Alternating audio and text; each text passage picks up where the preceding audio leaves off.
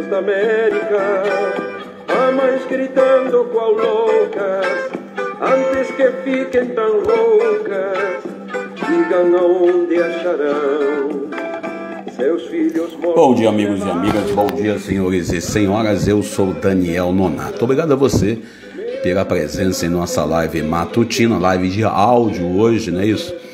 Lembrando a todos e a todas que vivemos um tempo de pandemia, por isso é importante mantermos o distanciamento social.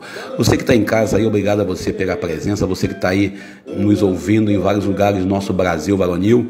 Lembrando a todos que a vacina de Oxford contra a Covid tem a eficácia em 70%. Bom, já é alguma coisa. Tem uma outra vacina, a Coronavac, diz que é 95%. Isso é bom, vamos acreditando na promessa que está aí acontecendo em nossa realidade. E a gente aqui vai dando um pouco de notícia da semana, né? É interessante que o Sérgio Malandro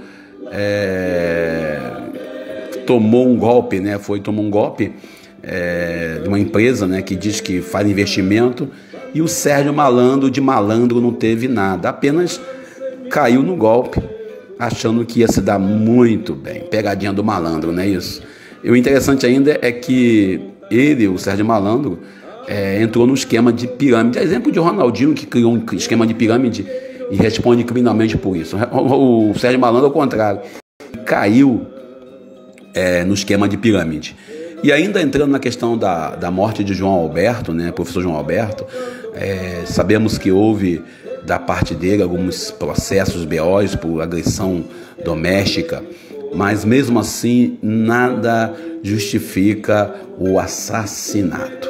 E ainda falando do Covid-19, nós temos aí no Rio de Janeiro uma nova onda, 92% das UTIs ocupadas por pessoas com Covid-19. Gente, a coisa é séria, a Covid está aí, ela está acontecendo, mas nós ainda achamos que a coisa está sob controle. Interessante é que você percebe claramente, sábado à noite, eu saindo do evento que eu fui, que era a live, né, devido à pandemia, eu passei em alguns lugares, algumas ruas em Santa Rita, em Nova Iguaçu, e eu vi alguns bailes acontecendo. Também vi bailes sexta-feira à noite, eu saindo de alguns lugares, andando em Santa Rita, indo para o Rio, peguei alguns lugares, bailes acontecendo, bailes com jovens, com adolescentes, e tá aí. E a gente vê cada vez mais pessoas se integrando, levando juntos a vivência da Covid. É uma coisa muito complicada. A gente tem que saber que ela está aí, que está acontecendo. A gente não pode baixar a guarda, pois agora é a hora dela vir bem mais forte. E ainda olhando na questão do racismo, todos os organismos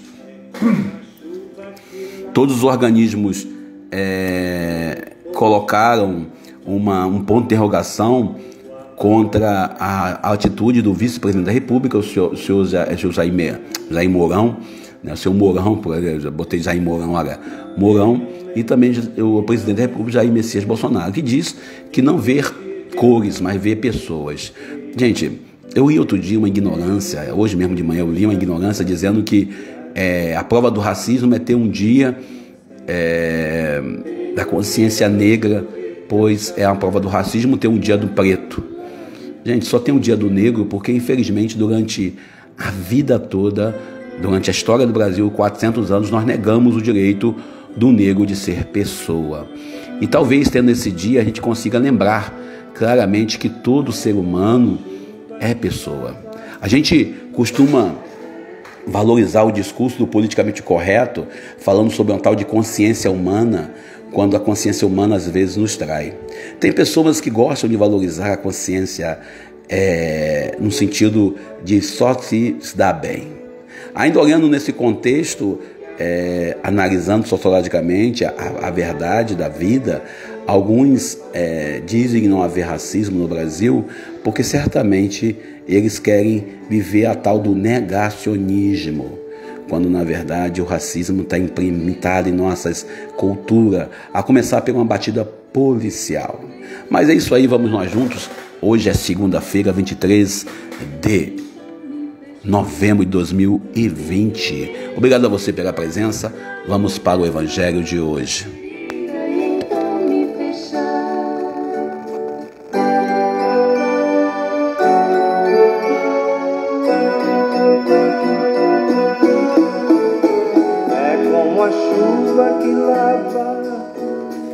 Obrigado a você pela presença e vamos aqui agora. O Evangelho de hoje é o Evangelho de Lucas, no seu capítulo 21, é isso? Versículos 1 ao 4.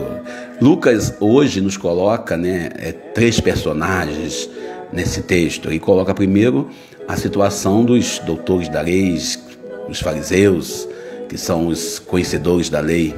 Segundo, a viúva, e o terceiro é Jesus de Nazaré. Geralmente a gente costuma sempre se comparar à viúva, né? A gente sempre se compara, a viúva que ofertou tudo, enquanto os fariseus ofertavam o resto, a sobra. A gente às vezes se compara à viúva e esquece que muitas vezes nós somos os fariseus. O Evangelho, a palavra de Deus, é uma palavra que nos impele, nos leva para o momento da realidade, onde uma viúva que não tinha nada entrega para a igreja, para a comunidade, tudo o que tem. Interessante é que, quem não sabe, no contexto histórico, as viúvas eram socorridas pelo templo. Então ela apenas devolveu aquilo que ela recebia do templo. Naquele contexto sociológico, naquele contexto humano, não havia INSS, não tinha pensão do governo. Quem cuidava de ajudar as viúvas era o templo.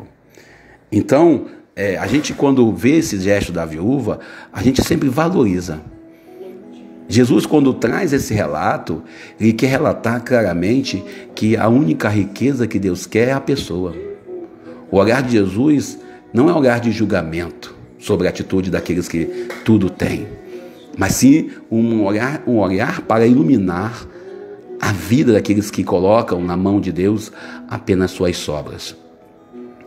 O juízo de Jesus é difícil de aceitar, pois nós nos miramos no modelo da viúva e sempre colocamos a viúva em evidência em nossos textos, esquecemos de olhar a atitude farisaica sacerdotal.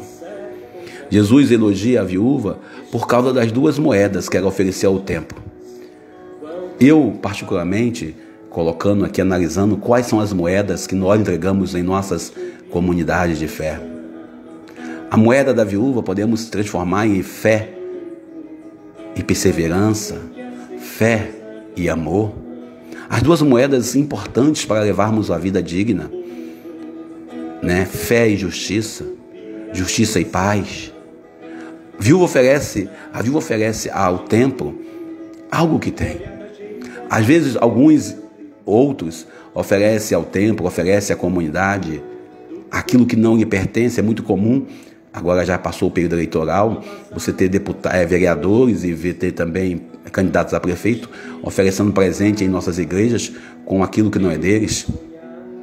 A viúva também traz aqui um contraste da vida social daquele tempo. Naquele tempo já havia ricos e pobres. As 2 moedas da viúva são moedas do seu labor, do seu trabalho. O gesto da mulher, de uma mulher anônima que não tem nome, na véspera da paixão de Jesus, traz para nós uma ideia de a entrega total que devemos ter para com Jesus e para com a vida. É um gesto belo que agrada a Jesus, é um gesto que agrada muito mais por ser quem é, pela a sua vocação. O pouco da pobre viúva é tudo que ela tem aos olhos de Deus. Enquanto tudo que os ricos davam eram coisas que já tinham lhe sobrado. Jesus, ele deixa bem claro, Deus não aprecia o valor alto. Geralmente, em nossas comunidades, quando alguém oferta algum prêmio caro, costumamos elogiar e colocar em evidência. E esquecemos de elogiar e de agradecer aqueles que ofertam R$1, aqueles que ofertam R$2, aqueles que nos atendem na emergência da comunidade. Jesus, ele reconhece no coração da viúva uma entrega total. ele entrega uma entrega total. Jesus, ele traz para nós uma leitura que o Deus cristão traz, que temos que viver plenamente a nossa vida em comunhão com Jesus. A linguagem que Jesus traz hoje nesse contexto é da entrega da viúva, é uma entrega fiel, sincera e plena. Por isso, talvez hoje nós devemos copiar o modelo da viúva, o modelo que se entrega ao projeto de Jesus. O texto do Evangelho de hoje nos faz refletir o valor do dom que temos, da vida que temos. A viúva faz um gesto não para aparecer, não para ser melhor do que os outros. Ela faz aquele gesto porque ela se abandona na vontade de Deus. Deus, na sua generosidade, recompensa a viúva, não porque a viúva talvez merecesse mais do que os outros, não porque a viúva talvez tivesse mais respeito de Deus do que os outros. A viúva doava aquilo que tinha. Ela se manifesta plenamente aberta à vontade de Deus e cheia de confiança nele. Ela entrega tudo. Ao mesmo tempo, mostra que para ela, Deus é sua única riqueza. O seu gesto é um ato de fé, de abandono à vontade de Deus e à sua providência sagrada. Os dons que nós temos, a vida que você carrega, que eu carrego, a vida que nós recebemos de Deus, tem muito valor, valor inestimável. Mas por causa dos sentimentos que revelam o nosso coração, por causa dos sentimentos das nossas ofertas, na entrega que nós fazemos em nossas comunidades, Deus sabe o quanto nós o amamos.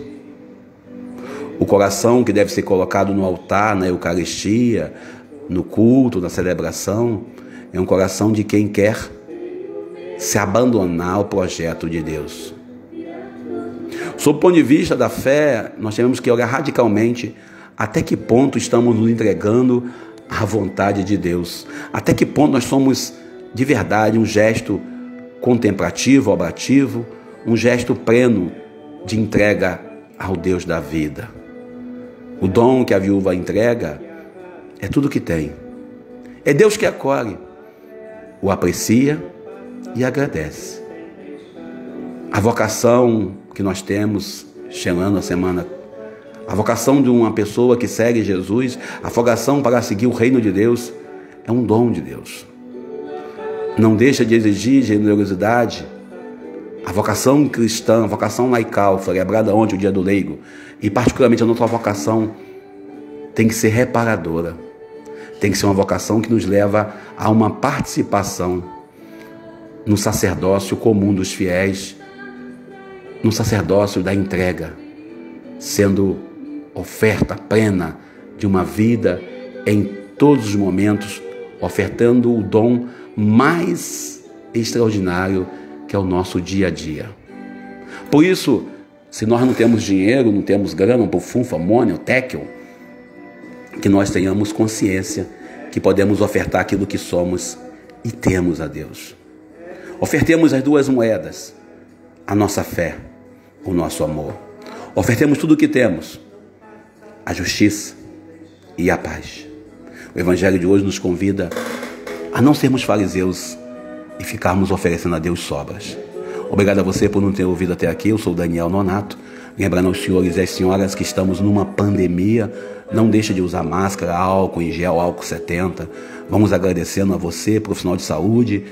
Lembrando que a onda de Covid-19 número 2 já começou. Estamos aí vivendo um momento de desespero logo, logo. E Deus nos ajude e nos livre do lockdown, ou melhor, tranca tudo, não é isso? Ou tranca a rua, como alguns preferem falar. Que a gente possa sobreviver mais um pouco e nessa sobrevivência que possamos ofertar nossas vidas, entregar nossos dons, a exemplo da viúva. Obrigado a você por ter me ouvido até aqui, obrigado a você pela presença fraterna. Dê um like, dislike, comente, fique à vontade. Deus nos abençoe e nos ajude. Eu sou o seu amigo Daniel Nonato. Lembrando a você que vale a pena continuar. Tenhamos fé. Deus é conosco. Bom dia. Quando o dia da paz renascer, quando o sol da esperança brilhar, eu vou cantar. Quando o povo nas ruas sorrir e a roseira de novo florir, eu vou cantar. Quando as cercas caírem no chão, quando as mesas se encherem de pão, eu vou sonhar. Quando os muros que cercam os jardins, destruídos então os jasmins, vão perfumar. Vai ser tão bonito se ouvir a canção